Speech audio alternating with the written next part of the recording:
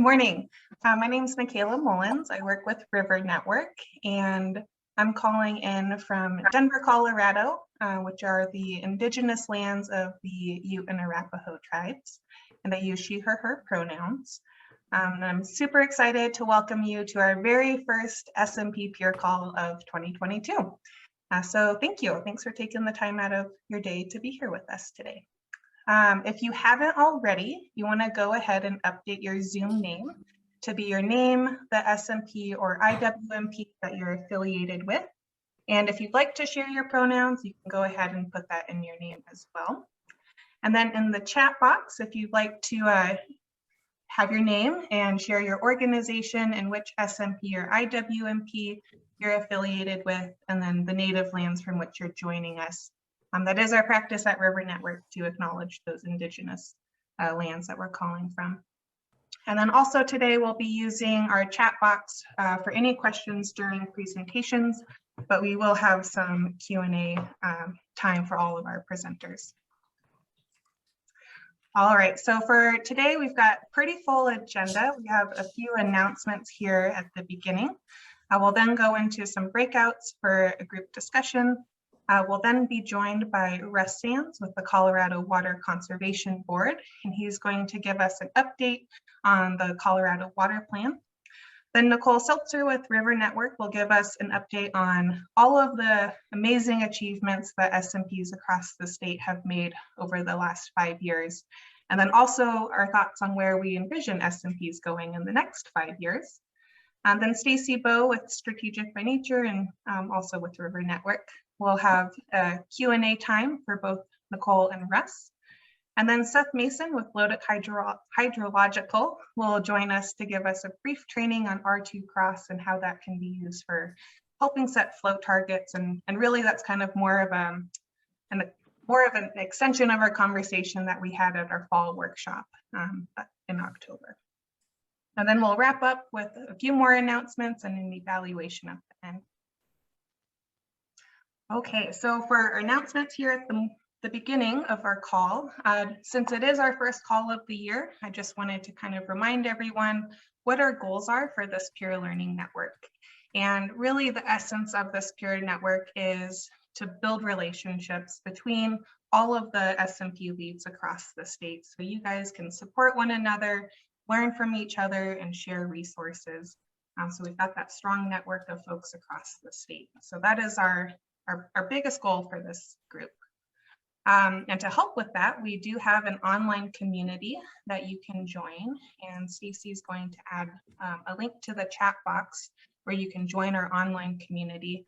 And this is a great space for you to connect with others who are working on SMPs, ask questions, share resources, post job announcements. Really, that space is for you to use however you see fit to learn from each other. I also wanted to make a plug for River Rally. We're going to be in person this year after being virtual for the last couple of years. And we're going to be in Washington, D.C., June 4th through the 7th. And our registration did just open up on the 1st. So we've got another link that Stacy can add to the chat box. So you can go take a look at our program for River Rally and go ahead and register if you want to join us in person this year. Hey, Michaela, can I pop in just for 1 second? We, through the generous funding of the Walton Family Foundation, we have a number of scholarships that are available to practitioners in the Colorado River Basin for both travel and registration for Rally. So I have it in my inbox to do a big sort of announcement about scholarship opportunities, but for this group, just know that there is funding to support your attendance and travel if you want to go. And I'll put something in the online community about how to do that. Awesome. Yeah, thanks, Nicole. And then our last big announcement for today is we are hiring for a Healthy Rivers program manager to join the team and to work with Nicole, myself, Kim, and Stacy on a few different projects here in the Colorado River Basin. But Stacy, if you can go ahead and add the link to that job posting to the chat box, please take a look at that and share that out with your network. We would really appreciate that. All right, so kind of shifting gears here a little bit, we're going to go into some breakout discussions for about 10 minutes or so. And we've got a couple of questions here that we'd like you all to discuss. First one is, what are you looking forward to this year with your SMP or IWMP? And then also, what are you concerned about this year with your SMP? And then the last two questions, we'd like you to discuss in your small groups and then also share out in the chat box when we come back. We would love to know what you would like to learn in peer calls this year. And then also if you would be interested in being paired with another SMP lead, kind of a mentor-mentee type of pairing. So if that's something of interest, we'd really love to know that. So I'm going to stop sharing my screen and we'll put these questions in the chat box and then send you out into breakouts. Great, so Stacy, I think the questions are in the chat and I'm opening the room now. Thanks. Welcome back, everyone. I hope that you had some time to connect with your fellow colleagues here. If you want to go ahead and add one thing that you would like to learn in future peer calls to the chat box, we would really appreciate that as we're coming up with our future peer call agendas. And then also we would love to know if you're interested in being paired with another SMP lead, kind of that mentor and mentee type of pairing. So if you're interested in that, please go ahead and add that to the chat box as well. And while you're doing that, I'm going to go ahead and pass this off to Nicole so she can introduce Russ and our next section on the agenda. So Nicole, if you want to go ahead and take it away. I was just putting in the chat some things I want to work on. Okay, I am introducing Russ, right? Yay, which is one of my favorite things to do. Hi, Russ. Hey, good to see you. Yeah, you too. So for those of you who do not know Russ Sands, he is the section chief for water supply planning at CWCB. I have known Russ, I think since 2012. Was that when we really started working together, or was it before that? Yeah, 2012. Yeah. So Water 2012, which now there's Water 2022.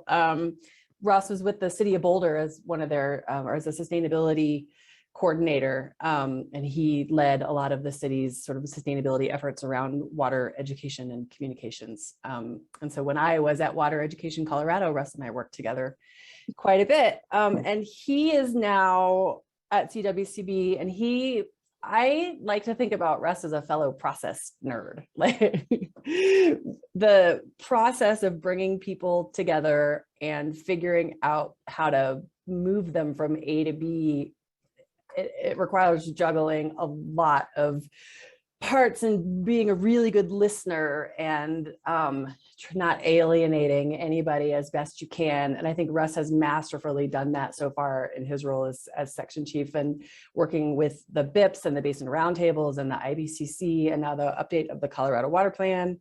I don't know, Russ, how many presentations and meetings you've had on the water plan update so far. I'm going to say it's dozens, if not like over 100, right? So so I just want to thank Russ for taking time to come and talk to us about what is going on with the water plan and how this group can influence what's in the water plan and make sure that the water plan meets some of our needs. So I will hand it over to you. Awesome. And if you could, whoever has the power to give Kat Weissmiller, who's my deputy section chief, I brought a crew with me today. So I have Kat Weissmiller, my deputy section chief in water supply planning, and then Steve Reeves, and then Andrea, Harbin, Monahan are all on the call. And talking to Chris Sturm, he just wanted them to cover a few things, and I'm always excited to have them because they're amazing folks. So we're gonna blister through a little bit of the water plan update. I will just say, since I didn't have time to put it in chat or talk to my breakout room about it, that I just really appreciate this group. And Chris Sturm's always wanted to remind me that this team and a lot of the work that you do are the boots on the ground stuff that we don't always hear about as directly. And so it's really nice to like get to the grassroots level and talk with the practitioners who are living this stuff every day. We have a lot of groups that reach out to us, and sometimes just higher level feedback, and sometimes that can even conflict with the things that you're seeing. So I appreciate this opportunity. I'm always open to input and happy to have Steve and Andrea here with me too, because they're much more in the weeds on the SMP side. So I'll just kind of high level cover. I think I just put 3 slides in on water plan, and really can take it anywhere you want to go when we have Q&A. But I'll just give you the high level and then turn it over to Andrea first and Steve to kind of each have a slide in this mix. So first slide, Cap. So as Nicole noted, and I should just say thank you for the kind words and warm welcome. Nicole is also one of my favorite people and has been for a long time, and just somebody I really look up to. But you know, the whole water plan process is really you know, a slow building. It's a slow burn. We're working on it. It gets a lot more attention when you talk about actually updating the plan, but it's really work that started since the first plan came out. So you all may have been familiar with the Statewide Water Supply Initiative. So there's SWASI 2010 was the last update of that. We were kind of on track to update that again, and then Governor Hickenlooper called for a water plan. So that really became the focus, and I'm constantly thinking every day what that scramble must have been like. As Nicole noted, I was at City of Boulder at the time, but just putting that all together and doing something for the first time, you're kind of throwing everything into the hopper, and we have now the opportunity to kind of dismantle that a bit, take a breath, say, what does it look like? Recognizing that what we're doing now is setting forward the process for doing every other update.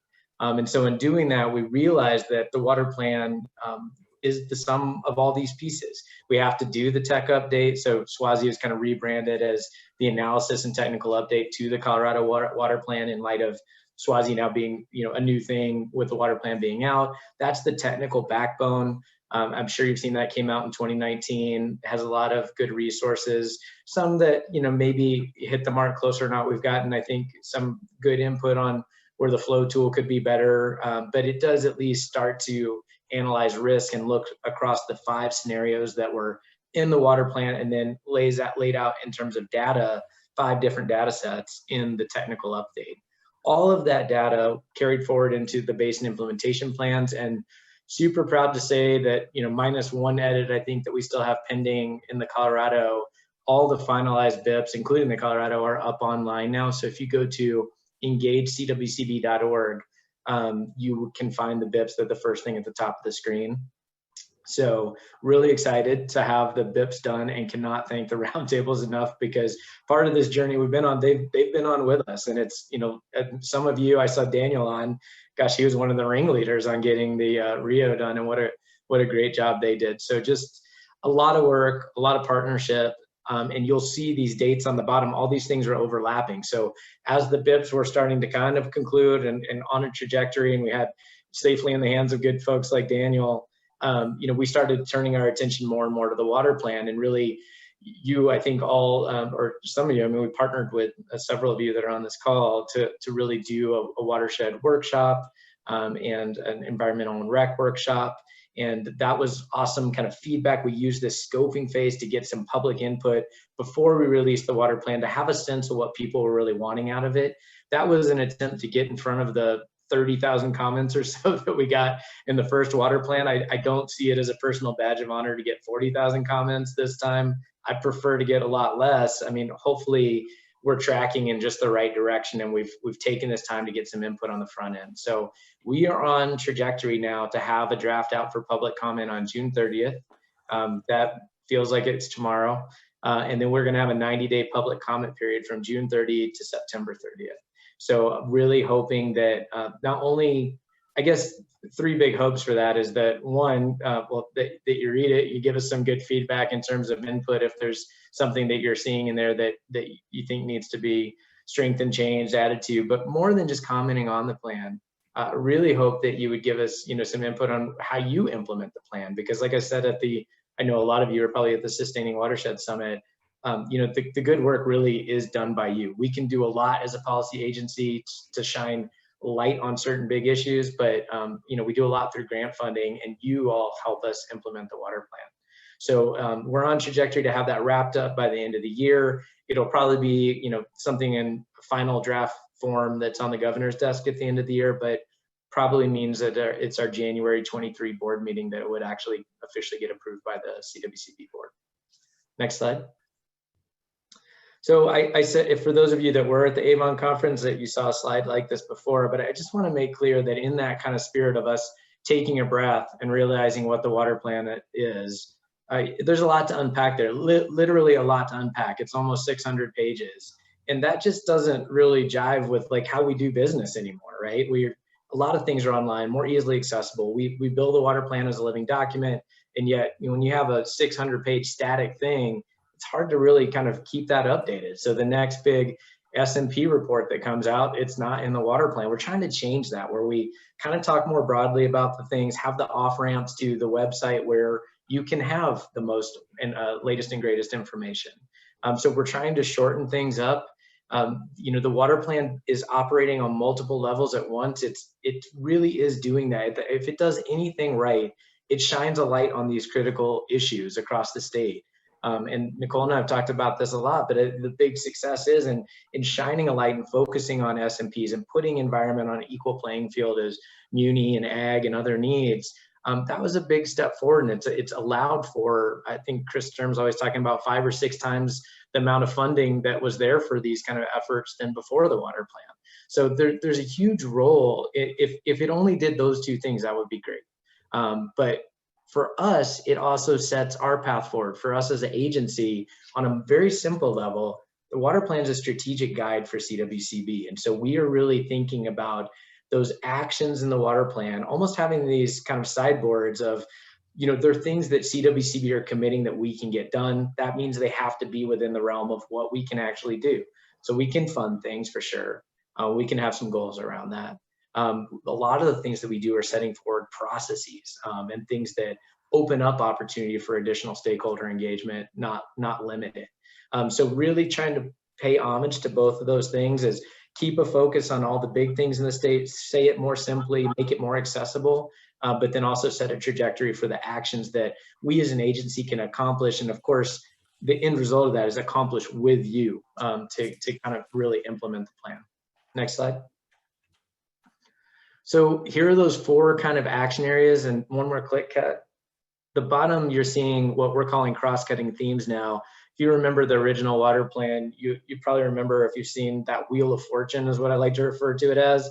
It was kind of how things were organized. And there's a lot of overlap in some of those chapters, the way things were done. So we're trying to just simplify and break out the water plan into 4 main buckets in this update. So really loosely falling into cities, farms, streams, and people. And because those terms don't do, enough justice, if you're talking about cities, there are certainly very rural cities. So thinking about vibrant communities, robust agriculture, and thriving watersheds and resilient planning as those kind of main bucket areas. In thriving watersheds, we are certainly looking to kind of break out intentionally space to talk about environment, rec, watershed health, and increasingly forest health. Obviously, just like those cross-cutting themes at the bottom, things like recreation cut across some of these areas too, right? You could think about recreation in the urban setting or urban streamways. So there's definitely going to be some places where these overlap, and that's okay. But on a high level, we're breaking them out this way. And then that last bucket, resilient planning, is all about a place that we can intentionally focus on climate adaptation. Climate's one that cuts across every one of these buckets for sure. Public education and awareness, again, I could argue for that, a need for that in each of these categories, but we're putting this space of where we talk about it.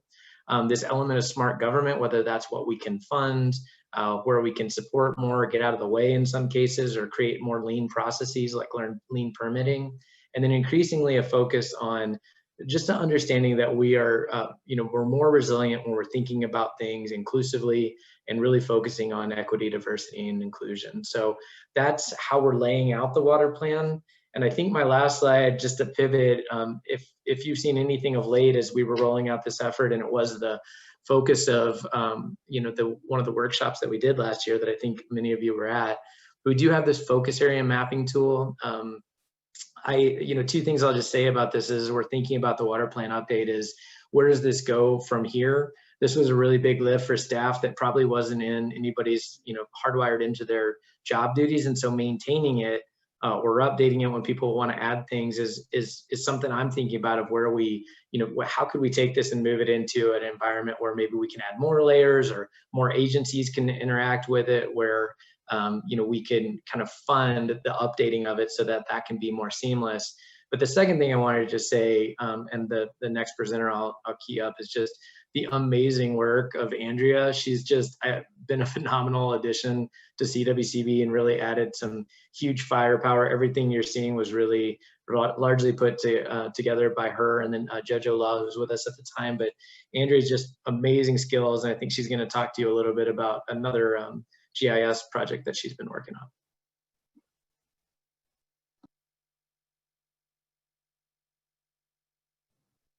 Thanks, Russ. So yeah, I'm Andrea Harbin Monahan, and I just wanted to briefly touch base on this effort that we have underway. Not too long ago, Nicole and her team finished the 5-year progress memo for SMPs, and one of the things that they found was that a lot of communities were struggling with having adequate data to complete their stream management planning. So we have been in discussions with a lot of people that are familiar with data collection efforts throughout the state, and also people familiar with SMP planning efforts. And we've decided that we would like to focus on a statewide effort to collect macroinvertebrate data. This data is typically very costly to analyze, which can be a limiting factor for smaller communities.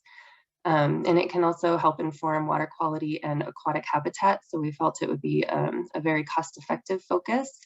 So we've been working with Riverwatch, who has a very robust macroinvertebrate data sampling program. And the map that you are seeing is a map of their sampling locations for macroinvertebrates, along with our current SMP extent coverages. There's a couple actually SMP extents missing there on the newer side, but this is pretty comprehensive, and we are trying to figure out how we can focus these sampling efforts moving forward to be of maximum benefit for SMPs moving forward.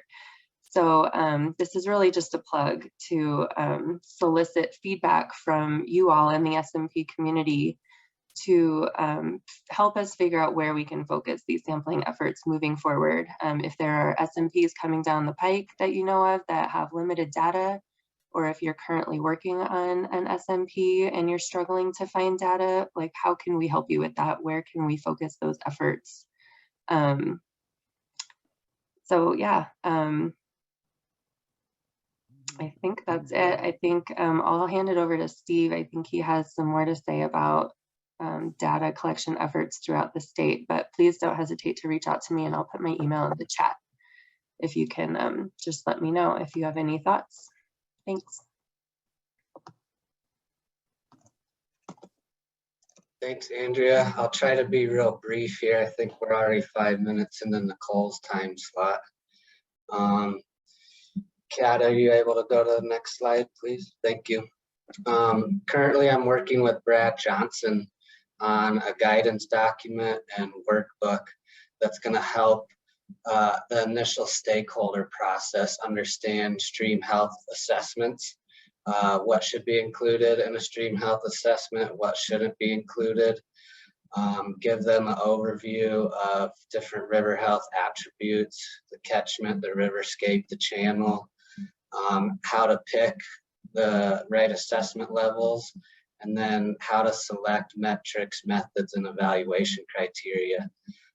This is something that was born out of a lot of requests and questions we get, and something where the co-SHAF that Brad worked on Dr. Will. I'm in a meeting kind of falls short. And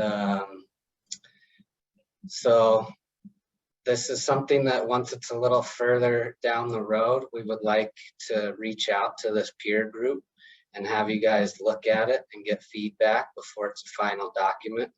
But it's hopefully a tool that CWCB and River Network can both give out to people who are starting SMPs or who are kind of tripping up on the initial process of really diving in, trying to understand stream health assessments and getting stuck in the weeds and not being able to pick certain methodologies. So yeah, that's really brief. We're considering calling it USHAF, which is Your Own Unique Stream Health Assessment Framework, kind of as a sister document to COSHAF. So yeah, Nicole, I'll stop eating up your time, and I look forward to reaching back out when we're further down the road on that. Thank you, guys.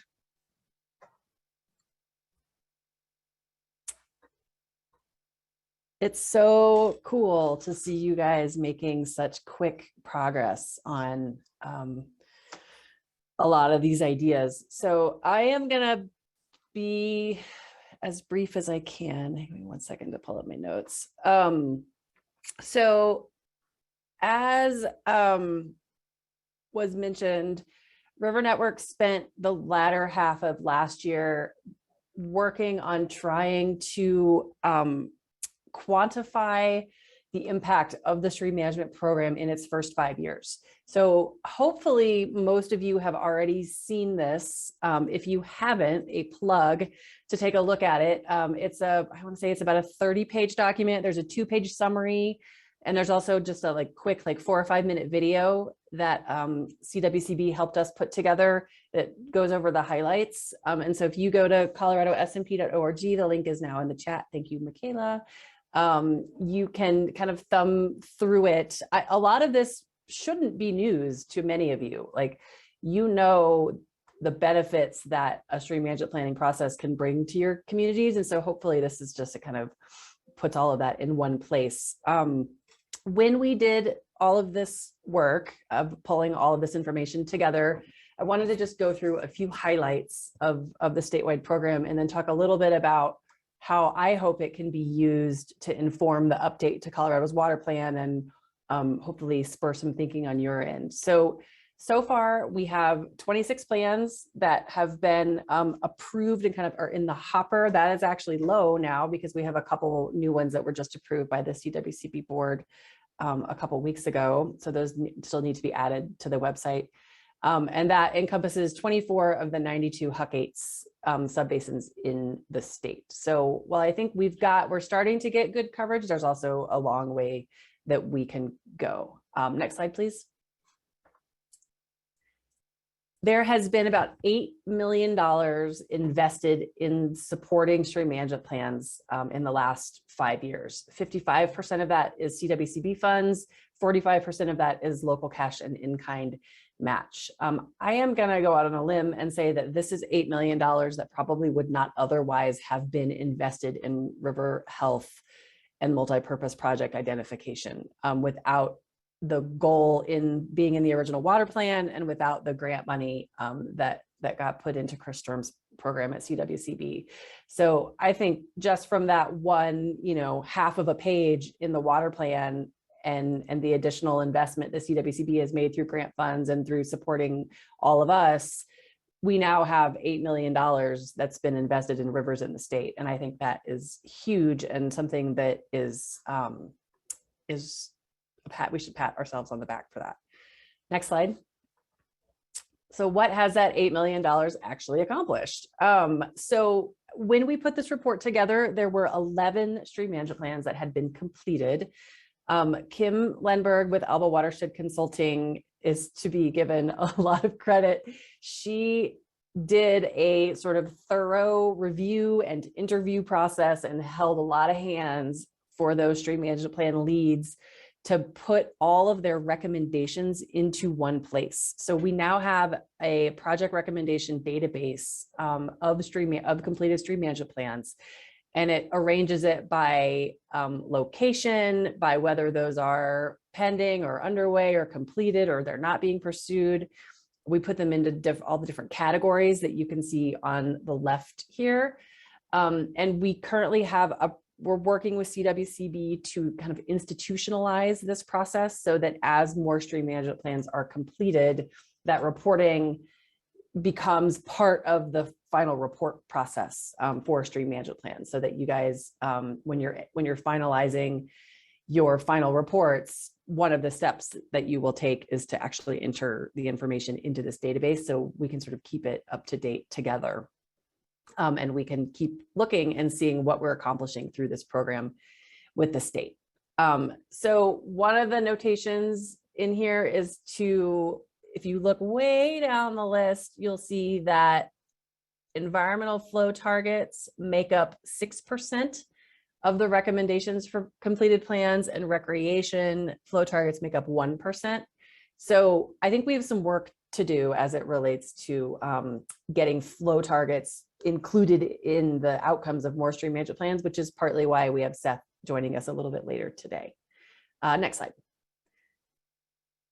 And I think for those of you who have gone through these processes, you know that a lot of what happens as a result of them can't be reflected in just the outcomes and the recommendations that come out of the process.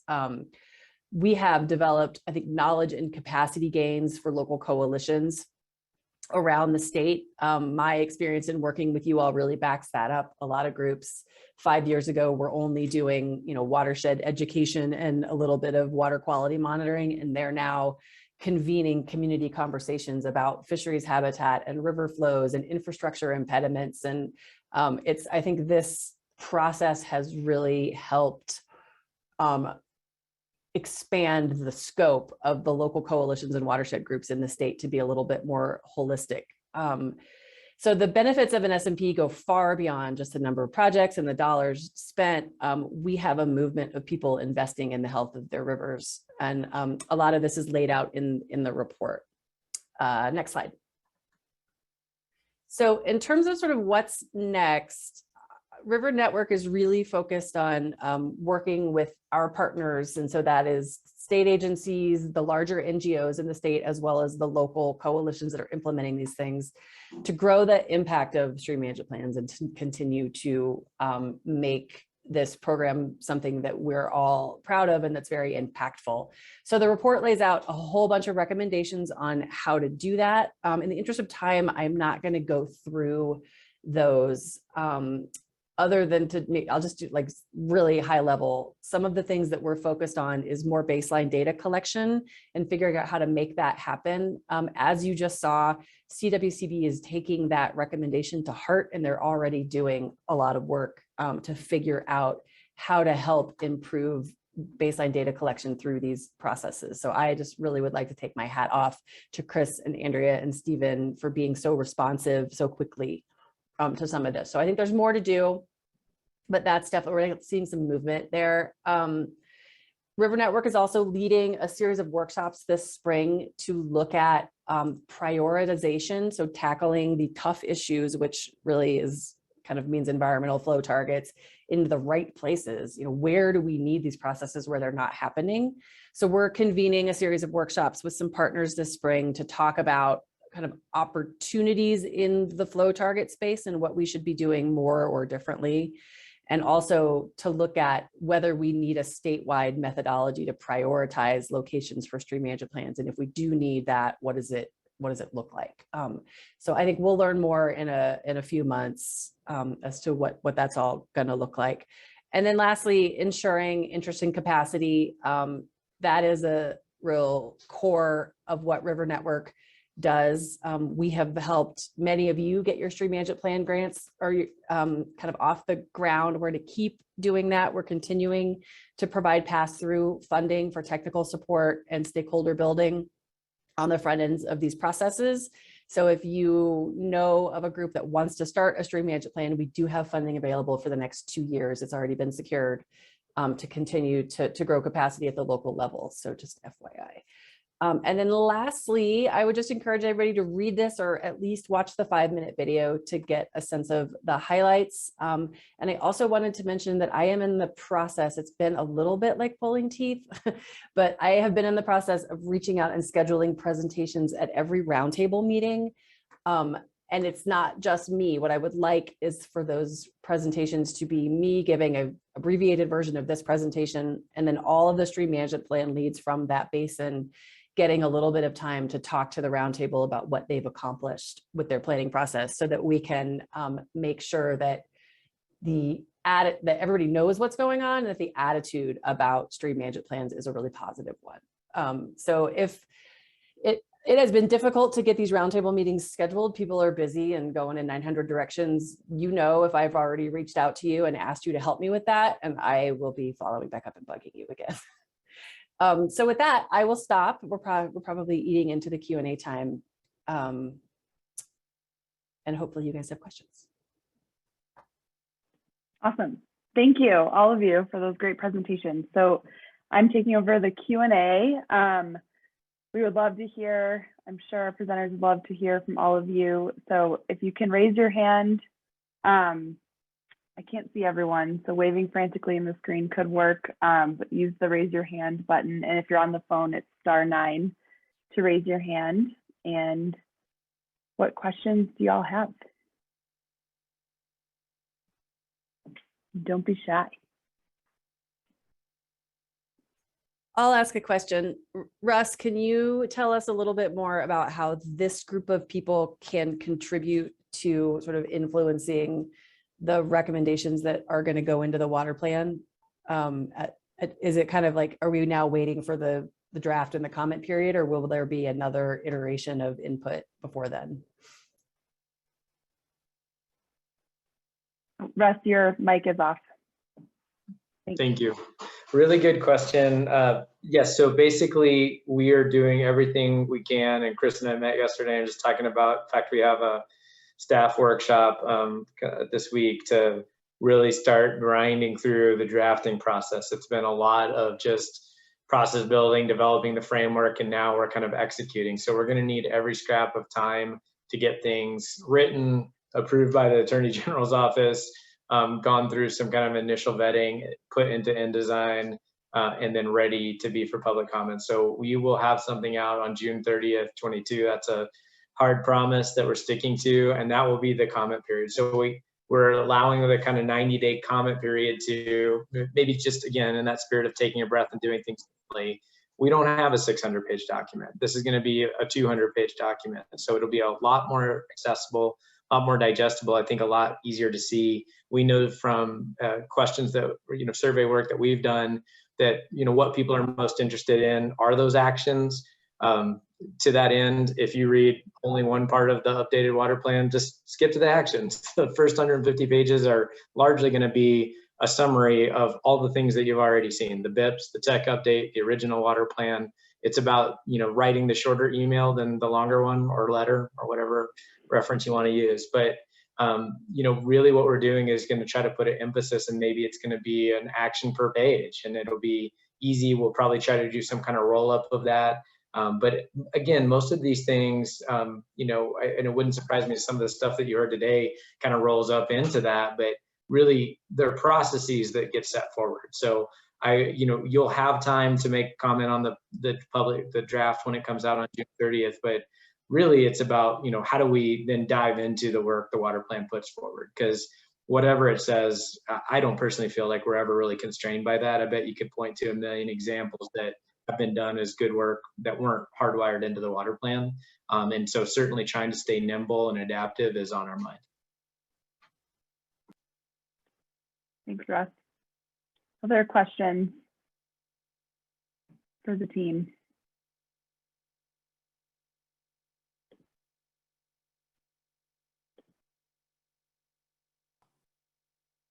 I got a question for Andrea about the benthic macroinvertebrate mapping. So I think you said that it only includes right now Riverwatch sites, which is pretty extensive actually. But I'm wondering, I think that CDPH&E also collects, like they pick a different basin each couple of years, and then collect a bunch of benthic community samples in those basins. Are you looking to integrate other kind of statewide sources like that, or are you just sticking with Riverwatch for now? Yeah, we're going to compile all the sources that we can find.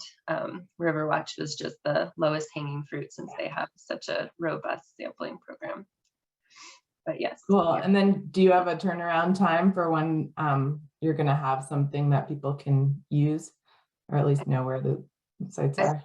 I think we're going to try to start sampling in 2023. And then hopefully if it goes well, it can be just an ongoing effort from there. Awesome. Thanks. And just a heads up for everybody, I created a post in the online community this morning that kind of outlines this and has the map that Andrea showed today as an attachment. And that is a great place to sort of centralize a lot of the input. So if you have not yet registered for the online community, I think it's a good place to have this conversation and to give some guidance to Andrea. So just a plug for maybe trying to do it that way, so we're not inundating her with a bunch of emails.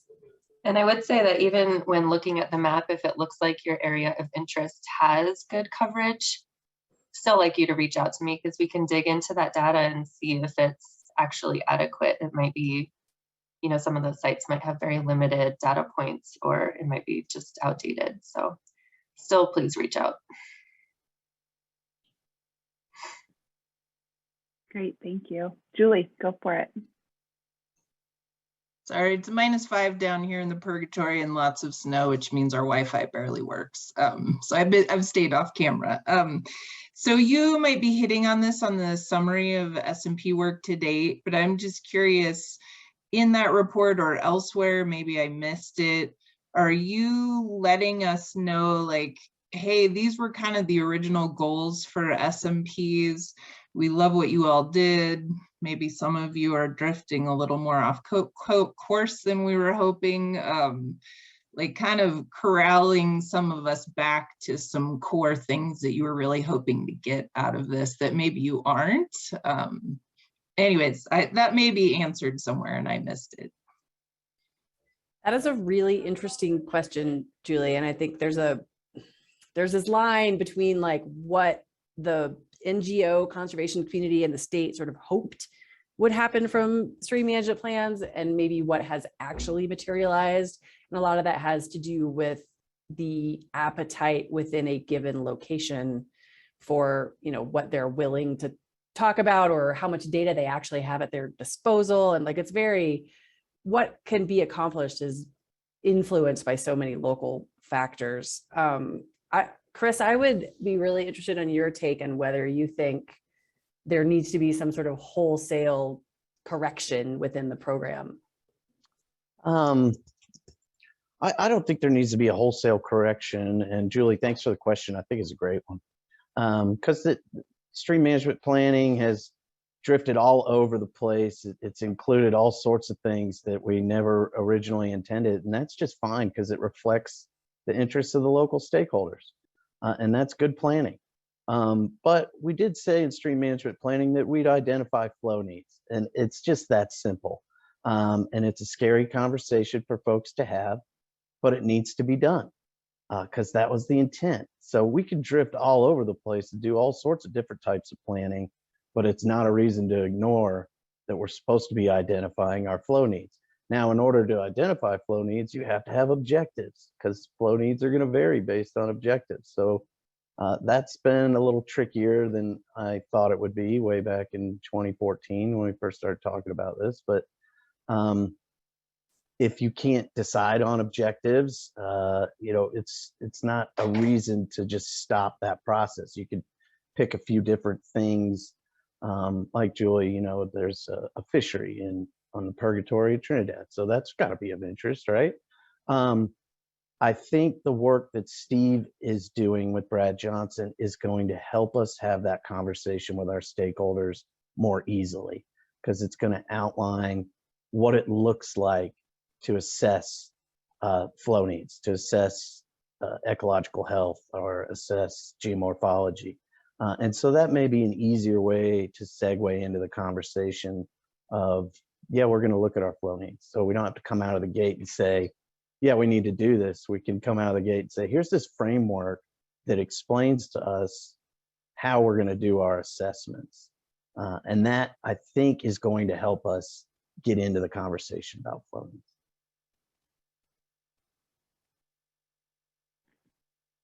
Thank you both for that. Mm-hmm. Thank you. And I apologize, I may have missed an SMP event where you dove into this, but I would love to see, without judgment of anyone else, maybe a poster child of of SMP folks that have really dove into the flow targets and objectives, and talk a little more about that for those of us that are just getting started on those conversations.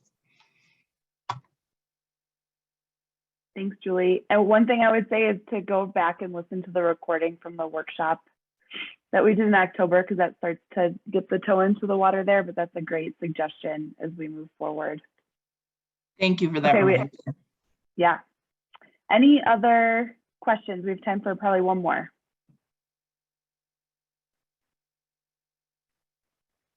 I'm not seeing anyone waving.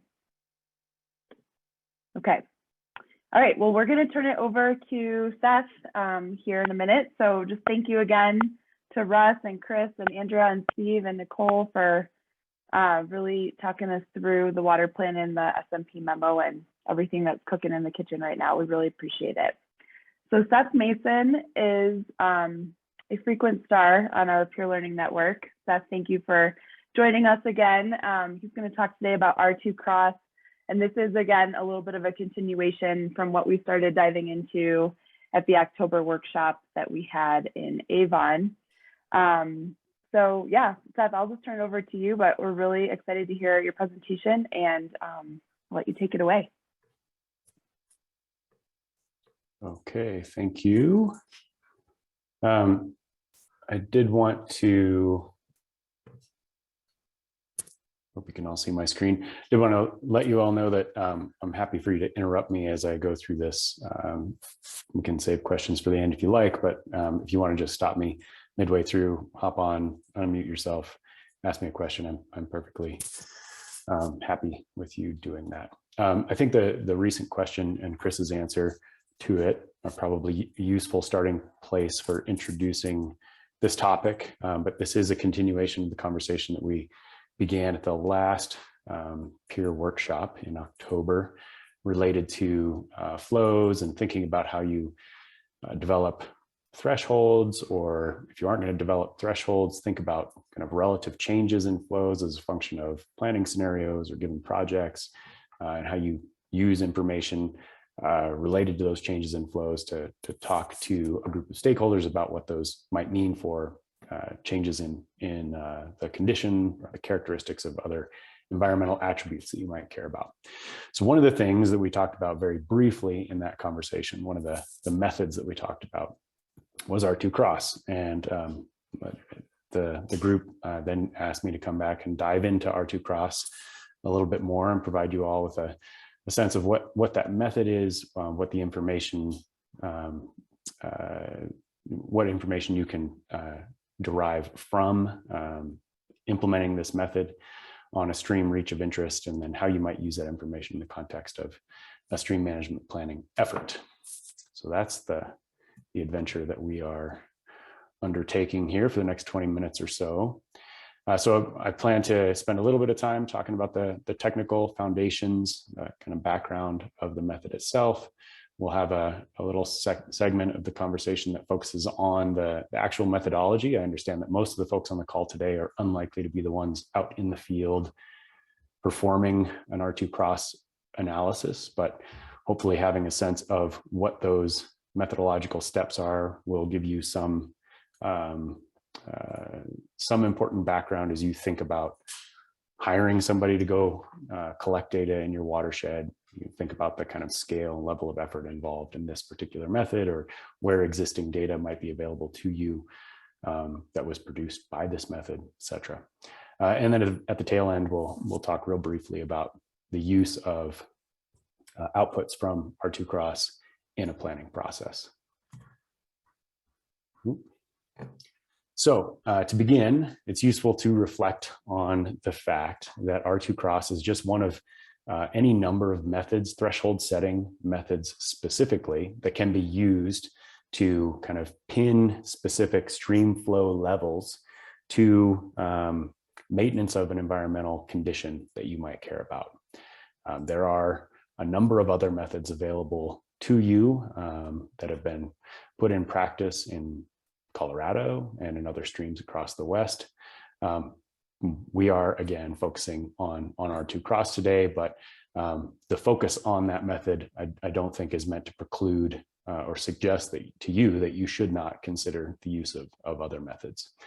The intent really is to help you understand how the method works so that you can, if you are going to go out and either hire somebody to do this on your stream, or maybe you're going to go out and collect data yourself, that you're doing it in a kind of a responsible manner, and that you're generating defensible and widely acceptable information from it. And then also providing you with some sense of the limitations of the data so that you can use that information most effectively and most prudently in your decision-making process or in your planning process. Okay, so at the last meeting, we talked about these different approaches to doing flow-related environmental and recreational needs assessments. Like we're missing, there we go. We talked about risk rating approaches that are based on varying degrees of hydrological alteration. This is the watershed flow evaluation tool variety approach. We talked about environmental flow threshold setting methodologies. R2 cross fits there. We talked about environmental response function development. This is something that you see in places where you might be developing a PHAB sim model, for example, 2D habitat models. And then we talked about the methods used for relating flows and changes in flows to recreational use opportunities.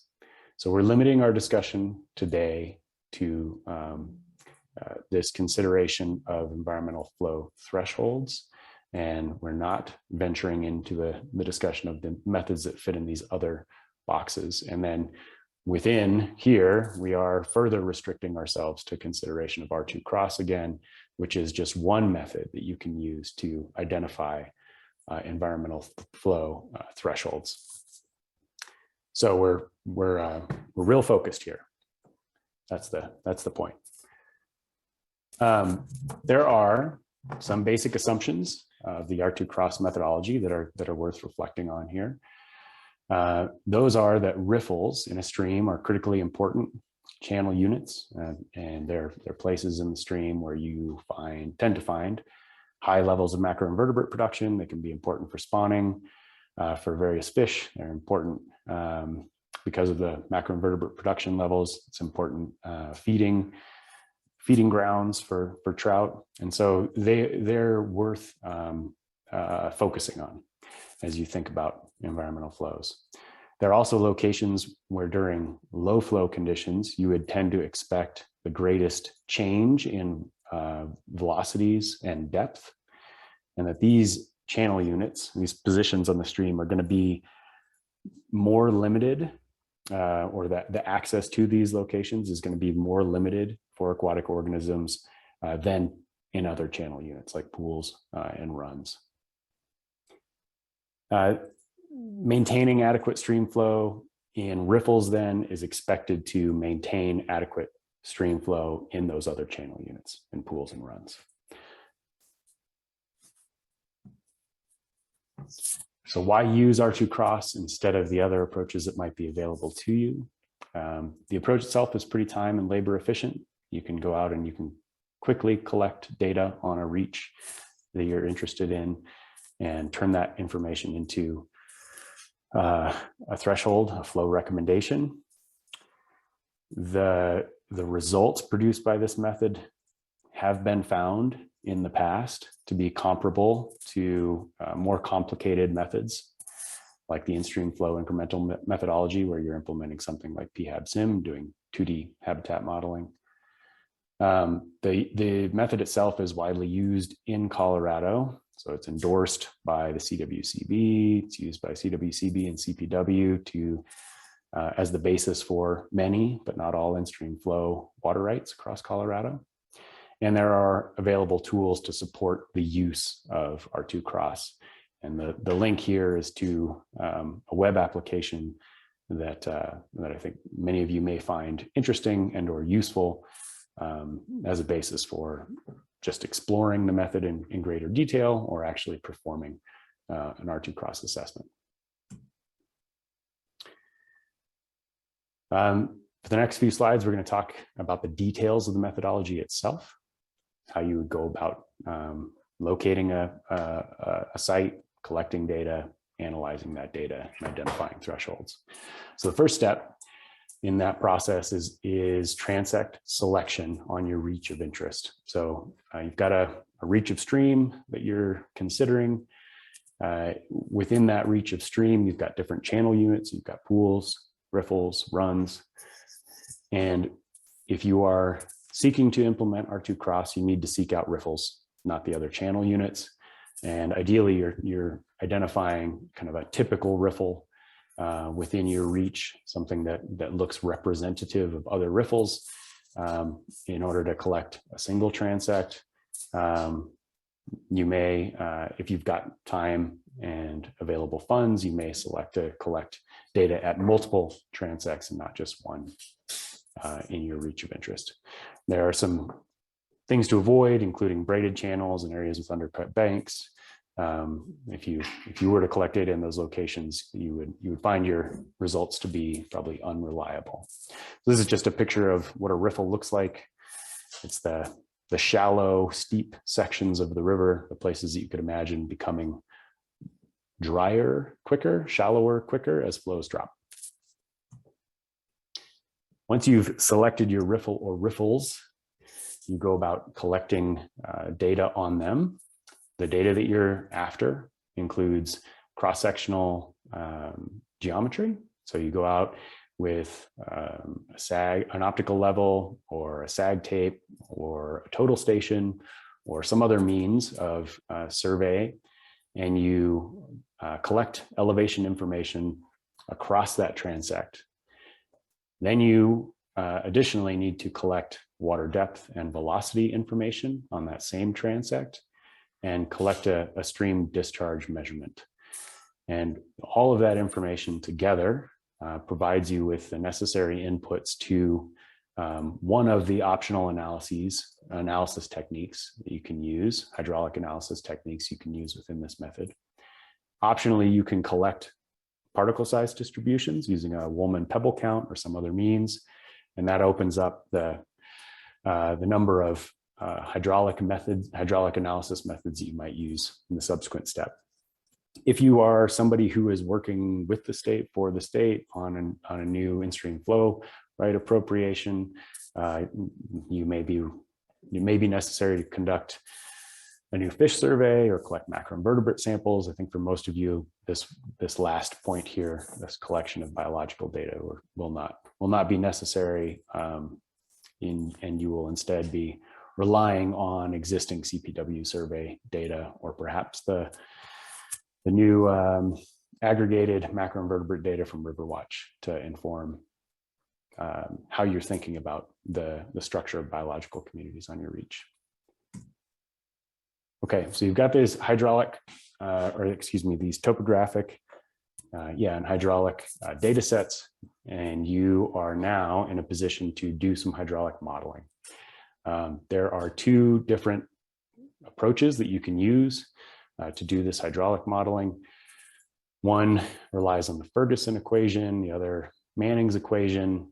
Probably don't care too much to know about the details of either, but if you did go about collecting particle size distribution data, sediment data from your transect, then you can use the Ferguson equation.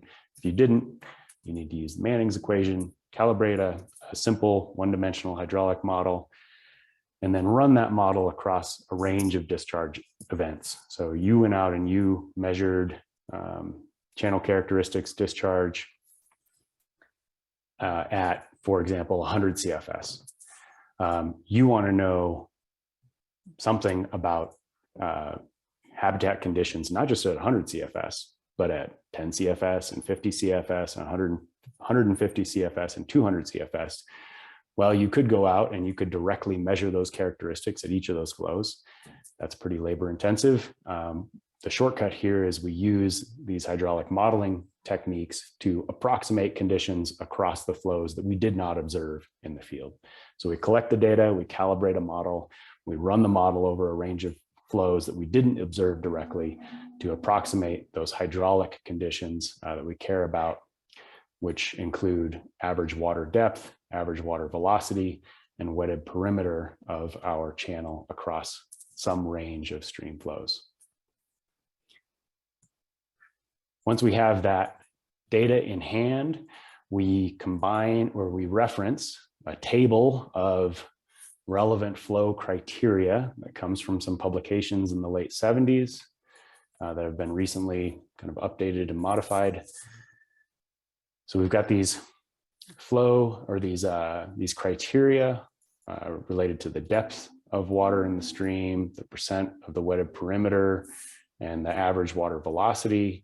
We look across our simulated flows and the hydraulic characteristics associated with those flows.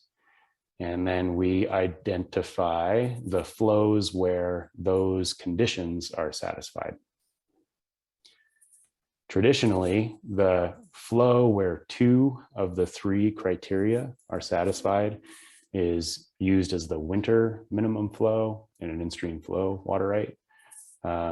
And the flow where 3 of the 3 criteria are satisfied is often used as the basis for the summer in-stream flow rate. That is not the rule. That is, it's just something that plays out often, and you might consider using that information in the same way.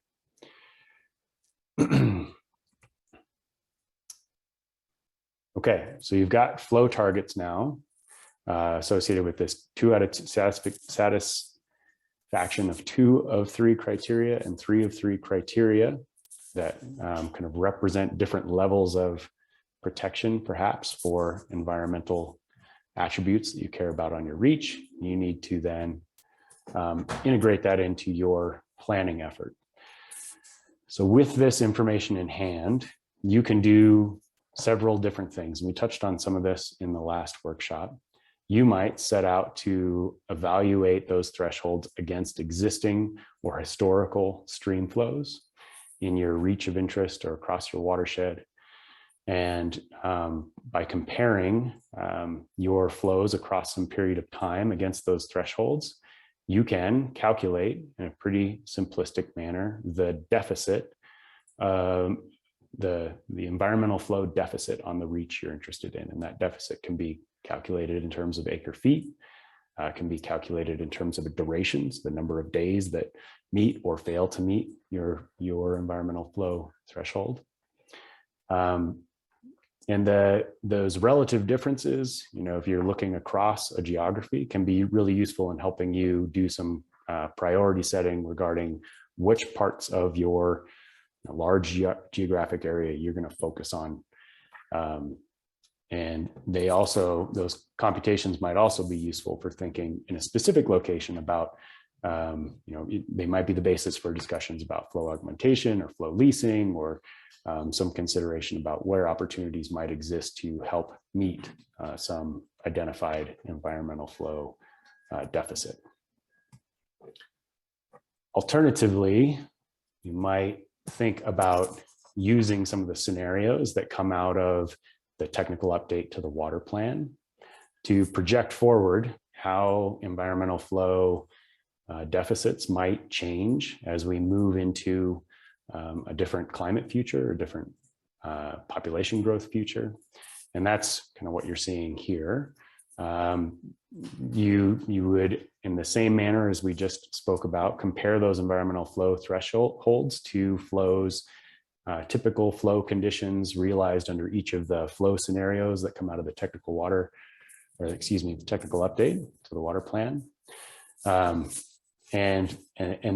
comparison might give you some sense of, as we move into a very hot and dry climate future, if we're worried about that, how conditions might change on your reach of interest that would be, supportive or detrimental to aquatic biota and to other attributes that you might be concerned about.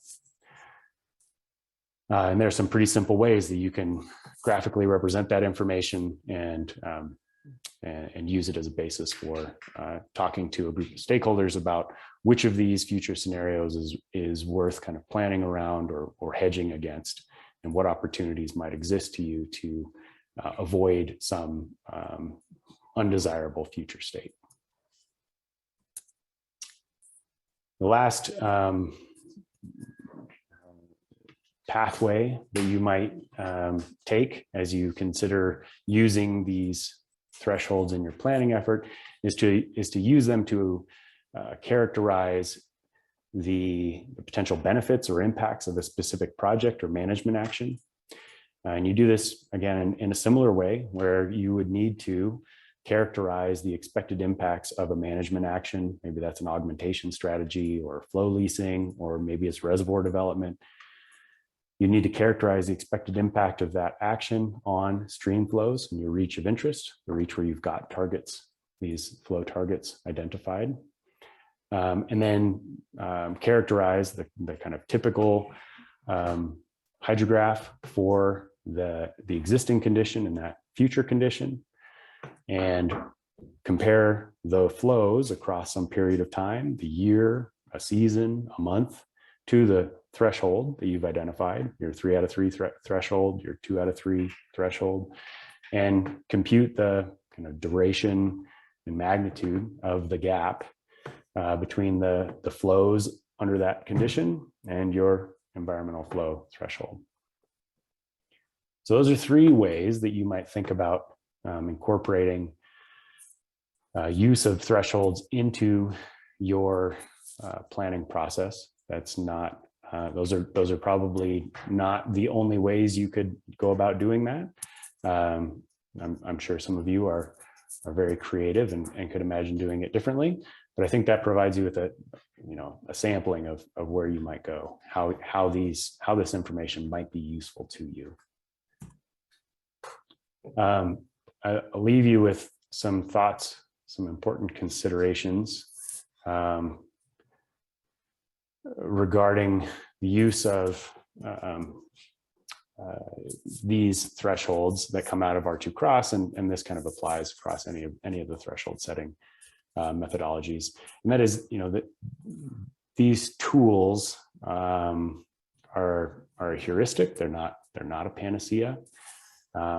The thresholds that you derive from R2 cross are really intended as the kind of minimum flow levels necessary for protecting aquatic life in a reach. They're probably not the optimum flow level. There's no guarantee that if you managed flows to these levels at a specific time of year, or certainly across the entire year, that you would preclude any undesirable changes to the aquatic ecosystem. Or you can imagine and pick your local stream. I would guess that it's probably a snowmelt dominated system where you have a high peak in the spring.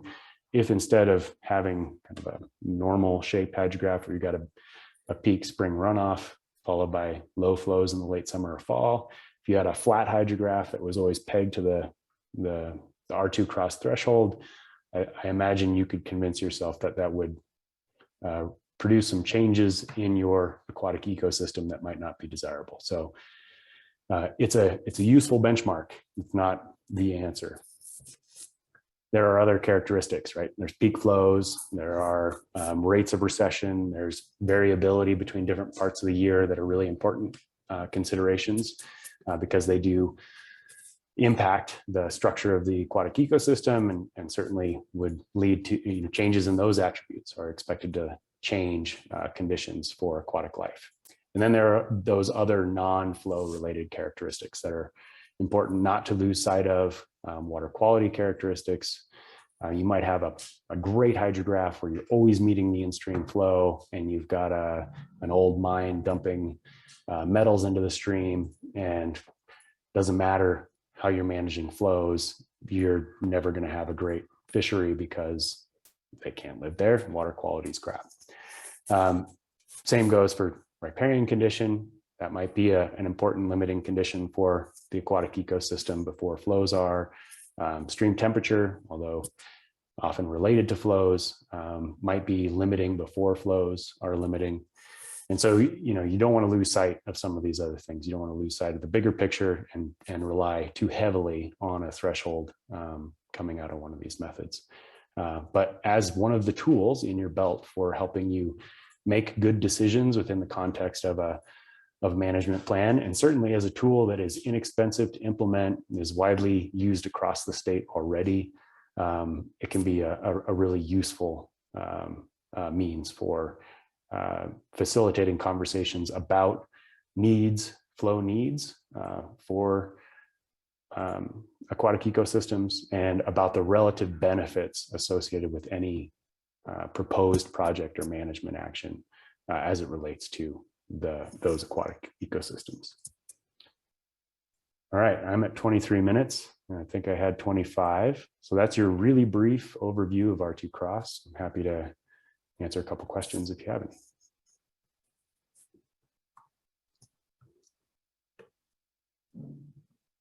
Seth, I got a question, and I guess one comment too. You know, I appreciate your presentation. This is great. I think this should be the bones of a lot of SMPs as you develop it. One thing we ran into is be cognizant of existing ISFs on streams where you're doing R2 Cross and putting that information on a sheet of paper. Coordinate with CPW as you're doing that. My next question would be, you know, Seth, what do you find the most reliable tool to evaluate, you know, required stream flows in sort of high gradient step pool systems? You know, as we're starting to get out of the main stem, starting to get up into the, you know, the headwaters, right? That, you know, some of us are looking at a little bit more discreetly now. R2 Cross being based upon a riffle, you know, can be tough sometimes and give a lot of variation in data points. What are you utilizing? Yeah, like I think you hit the nail on the head there. It really is kind of site dependent, depends on the characteristics of the given stream, but something like residual pool depth might be a more reliable means. Those systems might be places where you might rely more heavily on you know, the historical or the kind of natural flow characteristics of the reach to inform what the ideal characteristics of that reach would be. Yeah, you know, no single answer for you, Scott, but yeah, that's a good question. We found we're getting into 1D and 2D pretty fast just to sort of look at a lot of the numbers, but then you start to get cost with survey. And so maybe it's just a comment too. It starts as you start to get into high alpine, it's a little harder to find a number to hang your hat on, but great presentation. Yeah, and I think that, you know, that some of the assumptions and that go along with R2 Cross, right, that you know, that riffles are an important area for macroinvertebrate production, that they are kind of the limiting channel unit for fish passage, probably aren't as relevant or aren't as applicable to a step pool system, right, where fish are not, they're not kind of leisurely transiting through a step in a step pool, they're jumping it or moving over it very quickly. You don't have high levels of macroinvertebrate production in a step pool system. So I'm not sure that this would be the best method to apply in those real steep settings anyway. I think we've got time for one more question, and I see April, you have your hand raised. Thank you. I think this has been really helpful. I wanted to ask, you know, maybe Seth and Nicole and Chris, who are familiar with several stream management plans, something that Seth kind of hinted on, that these in-stream flows don't always address all of the issues on the stream that we're working on. And so thinking about it from the Water Quality Control Commission hat that I was mentioning, how often are the stream management plans looking at water quality issues and how those are affected by flows and can be affected by flows, particularly those water quality issues that are coming? We know that our standards are changing, and the dischargers, how often are the dischargers involved in the conversation, and the community around this stream thinking holistically about the changes in standards and the ability to meet those?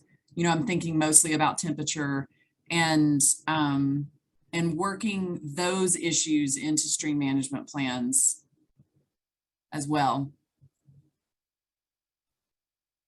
I can just say so I am very involved in the work up here in Northwest Colorado, and we did a stream management plan that Seth was involved in on the 9 miles of the Yampa River just through Steamboat Springs, and the city led that. And one of the big reasons that the city did that was because they wanted to identify the relationship between water temperature and flows, because they were having exceedances at the wastewater treatment plant.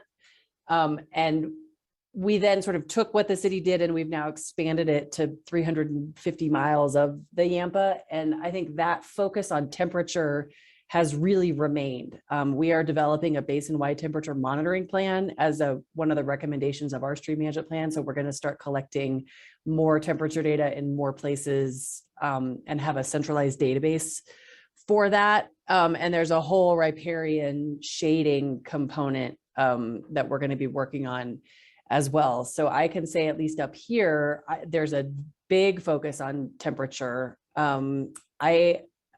Carrie, Dennison, I'm not sure what you guys are doing in the Gunnison and if that is the case there. Yeah, thanks for bringing it up. I think it's incredibly important to understand the relationship between flow, temperatures, and other water uses. We've had some monitoring specifically on the Big Cimarron River over the past few years. Notice that we've been hitting even CWC in-stream flow rates, even on really bad years, but the temperatures have been so high that we've wiped out populations of trout. And so we need to understand and have a better correlation between temperature and flow. So flow isn't everything if it's being interrupted and we're relying solely on return flows. But more temperature monitoring, the better. We are also tracking that on our some of the process-based restoration work we're doing in our headwaters and on Escalante Creek, and understanding that flow isn't everything if those temperatures aren't conducive to maintaining aquatic life. Thanks for bringing that up. All right, great. Thank you guys for taking the time to answer that question. And thank you, Seth, for that presentation. I know that was super helpful for everyone. And Russ and your team, and Nicole also for your presentation. So I'm going to put in the chat box an evaluation. You can click on that and take a couple of minutes to fill out our evaluation. We really appreciate that. It helps us just continue to improve our peer calls and plan them for the future. And I also wanted to give you a couple of save the dates for future calls and field trips. So April 14th will be a peer call. And then in mid to late June, we don't have the exact dates yet, but we'll be headed up to Steamboat Springs for a field trip. Then August 18th is another peer call. And then in October, early October, for the Sustaining Colorado Watershed Conference, we'll have our workshop the day before that conference. So I'll be sending out emails, and that will all be on the online community, but if you can get those on your calendar, we'd love to have you be on our peer calls with us. So we're going to wrap up. Just thank you again for taking the time today. We'll get the recording of this presentation and our notes and the slides up on the SMP website by the end of next week. So look for an email from me with those links. All right, thank you all so much and have a good rest of your Thursday. Bye. Thanks, everybody.